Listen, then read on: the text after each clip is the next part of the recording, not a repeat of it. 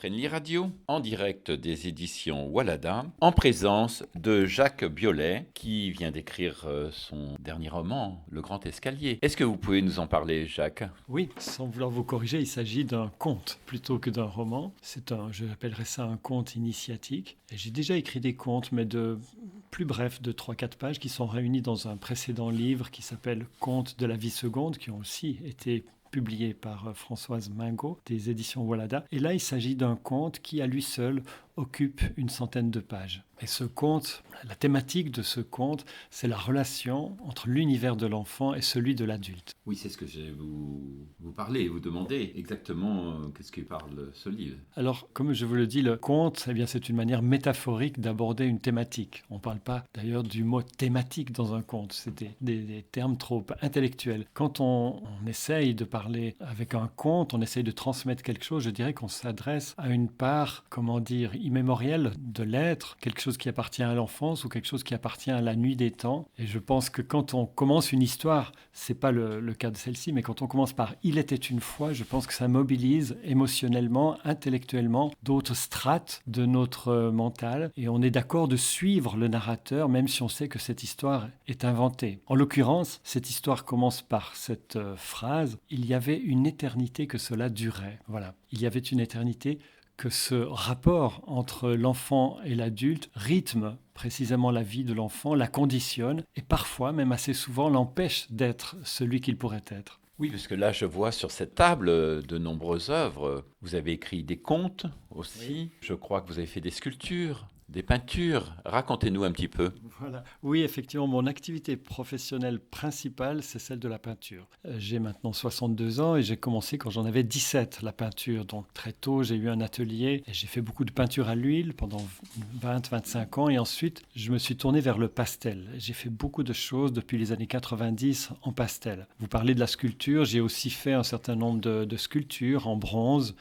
Et je reviens j'étais ce matin chez Jacques Salomé, qui, il y a quelques années, m'avait commandé une sculpture en bronze, 2 enfants, près d'une fontaine. Voilà, j'ai réalisé cette fontaine et je devais m'occuper un petit peu de sa rénovation. Voilà pourquoi j'étais chez lui, ici, à Roussillon, en Provence. Mais la sculpture est une part moins importante de mon activité artistique. La principale, c'est tout de même les beaux-arts, donc la peinture, le pastel. Et puis, les livres, j'en ai écrit une douzaine, eh bien, c'est un peu au gré de mes intérêts, de mes passions.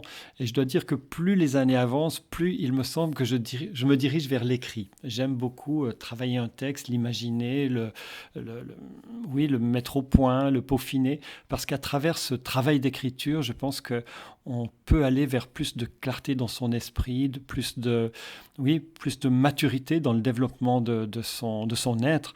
Je pense que l'écriture, c'est un moyen de connaissance, finalement.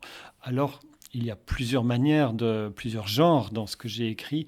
J'ai écrit au tournant des années 2000, un livre d'assez grand volume sur le peintre Balthus. Voilà, c'est un livre qui s'intitule « Dans la rue de Balthus ». Ça m'a pris passablement de temps. C'est un livre qui parle d'un tableau qui s'intitule « La rue », qui a été peint en 1933 par Balthus.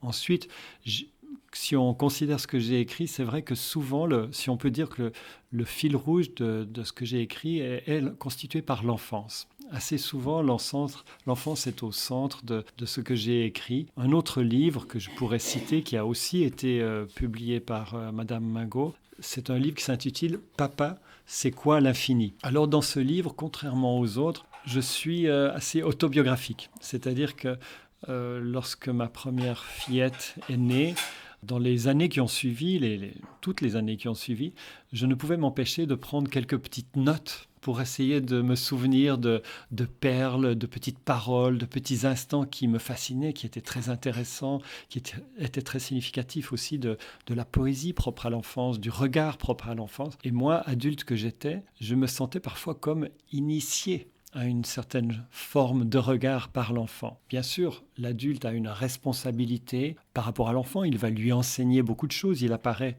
comme celui qui va le guider. Mais d'autre part, je pense que l'enfant est un guide aussi pour l'adulte, pour peu qu'on veuille bien s'ouvrir à l'enfance, écouter ce qu'il a à nous dire, ralentir notre rythme pour aller au sien. Parce que le rythme de l'enfance, j'ai envie de dire, c'est un rythme de poète. Il va s'arrêter au moindre petit détail, il va nous tirer par la main, alors que nous, on voudrait respecter notre horaire. Donc j'ai eu très tôt le sentiment que l'enfant, même s'il connaît moins de choses que moi, forcément, même s'il a toute une formation à accomplir, ben l'enfant était vraiment un initiateur qui allait m'ouvrir les yeux, m'apprendre à mieux regarder le monde et aussi me donner, j'ai envie de dire, les clés vers le bonheur, d'une certaine manière. Parce que l'enfant, c'est une espèce de sourcier qui va continuellement vers ce qui lui plaît, vers ce qui l'amuse, vers ce qui l'intéresse. Nous allons ensuite, quand nous allons devenir adultes, nous allons nous diriger vers ce qui va nous permettre de gagner notre vie, d'assumer nos responsabilités, etc. L'enfant est encore déchargé de ce genre de choses et lui, il va presque continuellement nous orienter vers ce qui est palpitant, intéressant, touchant dans la vie. Alors l'adulte, souvent, j'ai cette image de l'adulte qui tire par le bras l'enfant en lui disant « mais on n'a pas le temps, dépêche-toi, mais qu'est-ce que tu crois ?» etc. On dirait que tu le fais exprès, voilà. Alors l'enfant a ce rôle de ralentisseur pour nous réapprendre à réenchanter le monde finalement. Alors je reviens à mon livre « Papa, c'est quoi l'infini ?» J'avais beaucoup de notes qui essayaient de retenir des petits instants que sans ça j'aurais oubliés. Et à un moment donné, quand ma fille avait 16 ou 17 ans, je me suis dit que j'allais rassembler dans un livre certains de ces petites séquences pour créer comme une sorte de portrait de cette fillette telle qu'elle était, je dirais, dans les 6 ou 7 premières années de sa vie. Voilà, le livre « Papa, c'est quoi l'infini ?» Eh bien, écoutez, Monsieur Jacques Biolay, je vous remercie énormément. Friendly Radio vous remercie énormément. Et je demande à tous les auditeurs de lire ce livre, Le Grand Escalier. Merci à vous.